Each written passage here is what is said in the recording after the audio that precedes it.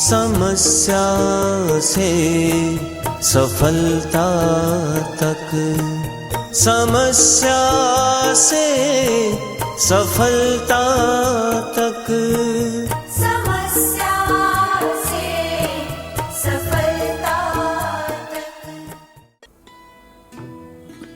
नमस्कार। कृष्णाय वासुदेवाय हरे परमात्मने प्रणतः क्लेशनाशाय गोविंदाय नमो नमः। आप सबका स्वागत है फिर से हमारा कार्यक्रम समस्या से सफलता। समस्या हर इंसान से साथ जुड़ी हुई है, छोटा बड़ा कोई भी हो, कोई न कोई समस्या उसके साथ होती है। इस विश्व में बहुत कम लोग ऐसे होते हैं जो ऐसा कह सकते हैं कि हमें कोई समस्या ही नहीं, कोई प्रॉब्लम ही नहीं है। लेकिन 99% लोग जो होते हैं उनको कोई न कोई समस्या होती है।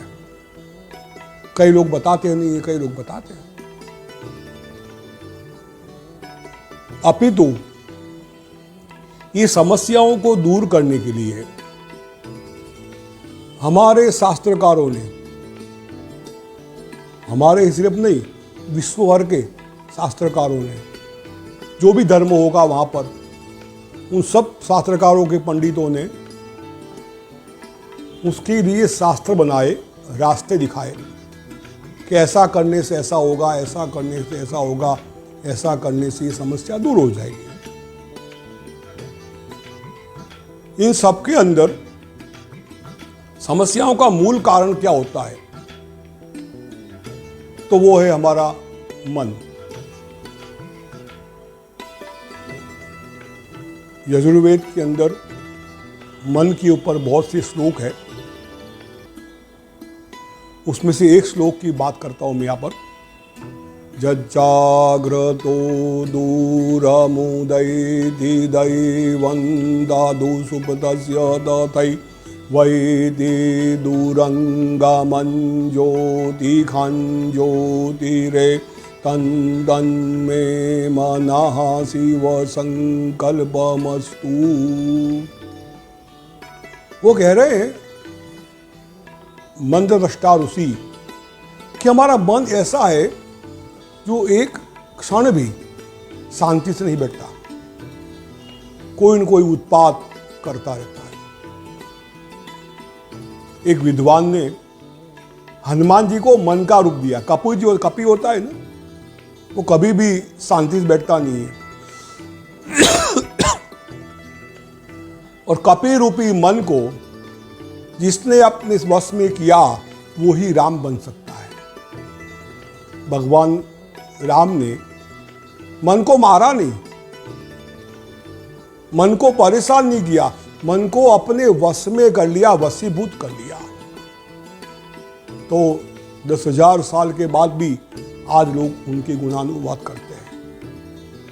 जिन जिन लोगों ने अपने मन को वशीभूत किया, अपने मन को कंट्रोल में किया, वो लोग दुनिया में महापुरुष बन गए और सुखी हो गए।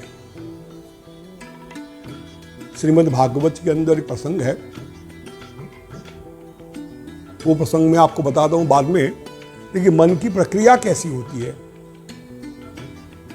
एक छोटा सा उदाहरण मैं आपको देता हूं। एक व्यापारी थे, बहुत बड़े से व्यापारी थे। दुकान पे एक दिन फ्री बैठे थे।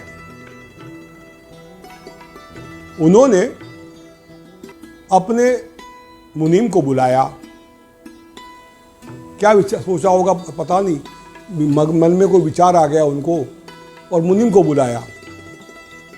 मुनीम को कहा अपने पास कितना पैसा है, कितनी संपत्ति है, मेरा हिसाब करके बता दो। मुनीम कह रहा सेठ कल आपको बता दूंगा मैं। मुनीम ने पूरा हिसाब किया और अपने दूसरे दिन वो व्यापारी के पास आया और कहने लगा हम जैसे अभी खा रहे हैं, जैसे जी रहे हैं, जो लाइफस्टाइल हमारी है, वैसी 7 पीढ़ियों तक चलेगी ना, इतना धन हमारे पास है।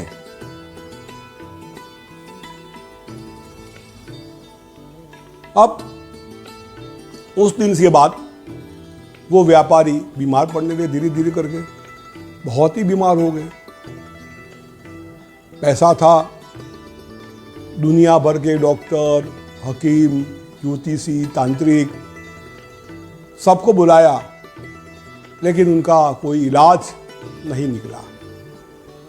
दिन दिन शरीर खराब होता रहा था। संत महात्मा जो होते हैं ना, बड़े दयालु करुणा वाले होते हैं। उनकी अगर कृपा हो जाए, तो तपस्वी व्यक्ति की कृपा हो जाए, तो जीवन को बदल ले। एक दिन एक संत वहां से जा रहे थे।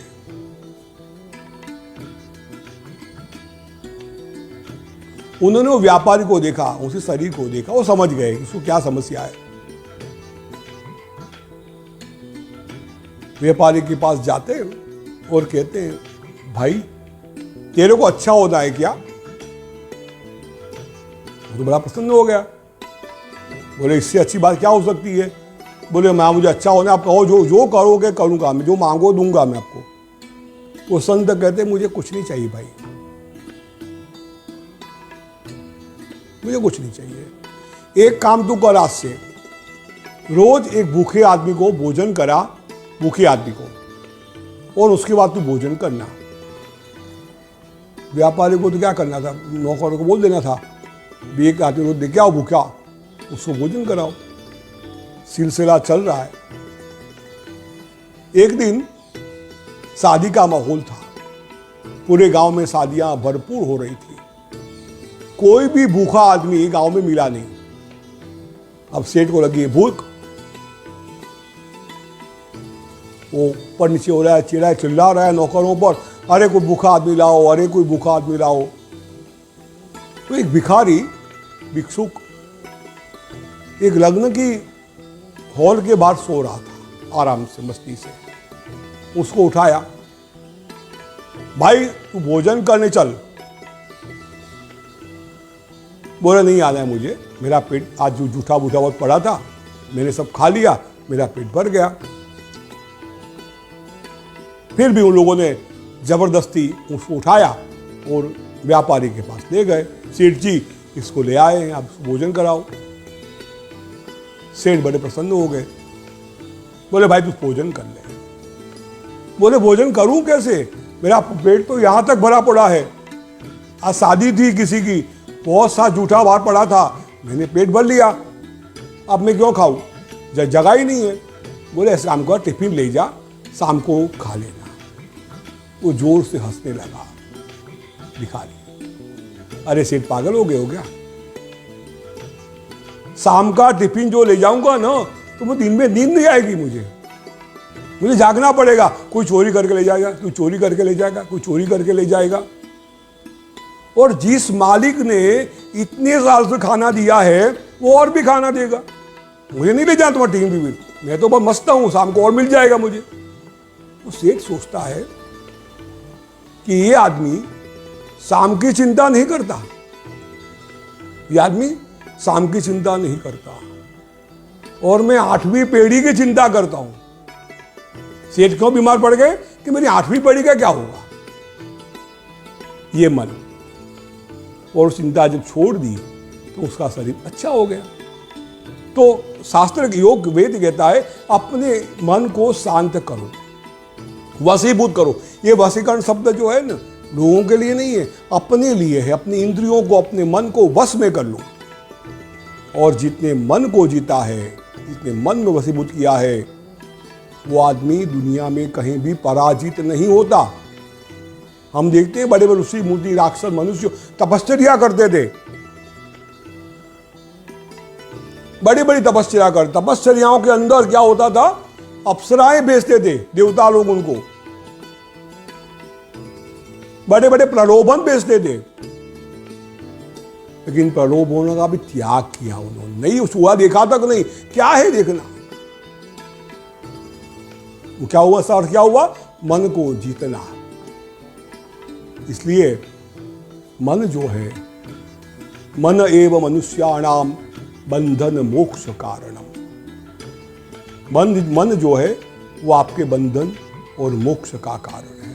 आपको मोक्ष भी दिला सकता है और बंधन में डाल देता है वो आपको।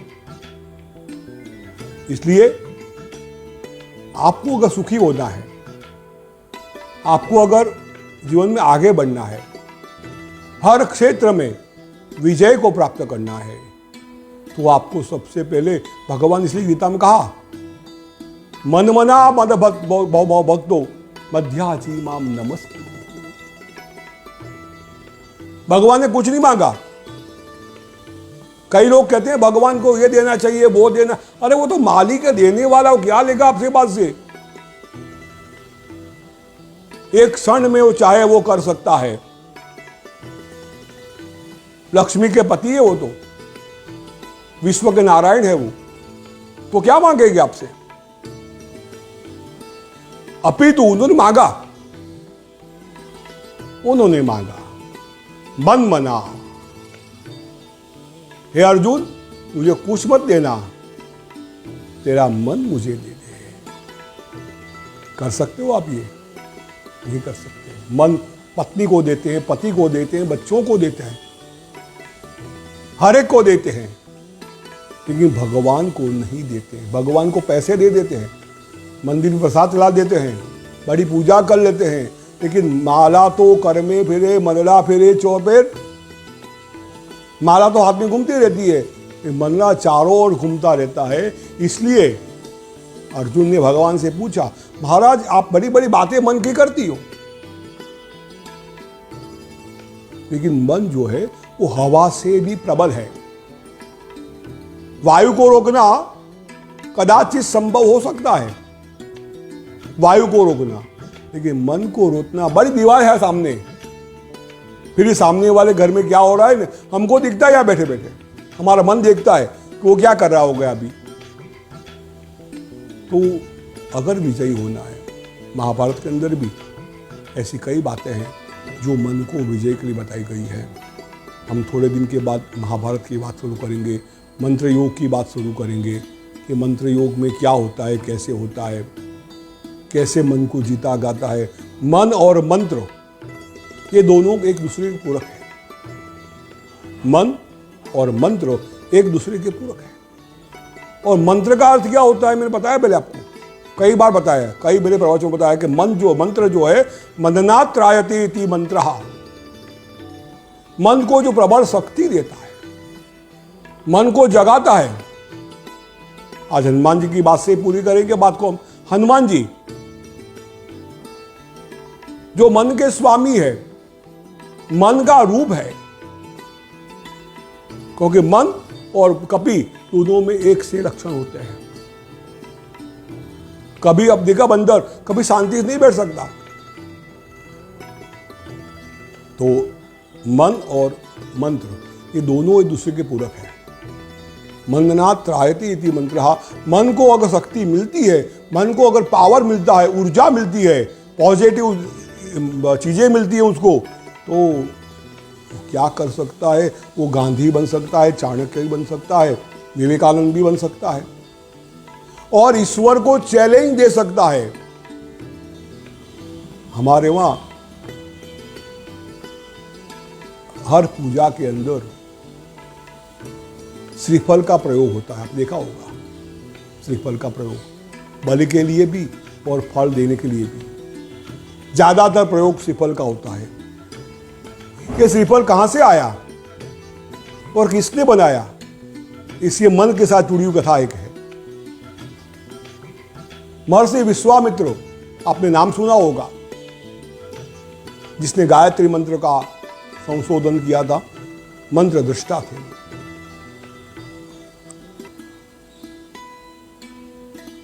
महर्षि विश्वामित्र ने मृत संजीवनी विद्या प्राप्त करने के लिए प्रभु की आराधना की। कहते हैं कई साल तक उन्होंने भगवान की आराधना पूजा की, लेकिन प्रभु के पास वो बात पहुंची नहीं। या तो प्रभु ने उनकी बात सुनी नहीं और तेल निकालना चाहते थे उसका। बहुत तपस्या की। आप जो करोगे ना, अवश्यम एवं भोक्तव्यम कर्तु कर्म शुभाशुभम। अच्छा या बुरा आपको भुगतना है। अच्छा करोगे तो कभी न कभी उसका फल मिलने वाला है, बुरा करोगे तो उसका फल भी अवश्यम एवं मिलने वाला है। दिखता है भाई, उसका तय बात है, बिल्कुल ही कर्म का सिद्धांत है। तो महर्षि विश्वामित्र बोर हो गए कि मैं भगवान को इतने सालों से मना रहा हूँ, इतने सालों की पूजा कर रहा हूँ, तपस्या कर रहा हूँ, तो भगवान मेरी सुन नहीं रहा। उन्होंने क्या किया पता है?